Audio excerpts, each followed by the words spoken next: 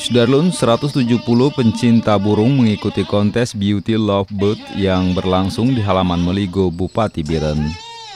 Kegiatan yang dilaksanakan Komunitas Lovebird Indonesia atau KLI wilayah Biren ini diikuti peserta dari seluruh kabupaten kota di Aceh dan bahkan Sumatera Utara serta dari Sumatera Barat.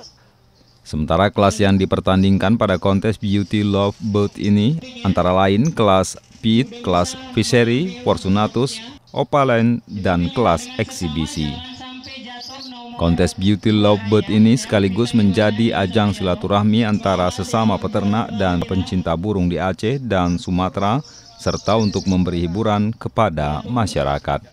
Menyemangati peternak-peternak lovebird yang ada di Biren, khususnya Aceh dan provinsi-provinsi di sekitarnya, termasuk Medan dan Padang, yang alhamdulillah sudah berkesempatan untuk hadir menyemarakkan acara kita ini. Dari Biren, Ferizal Hasan, Serambion TV.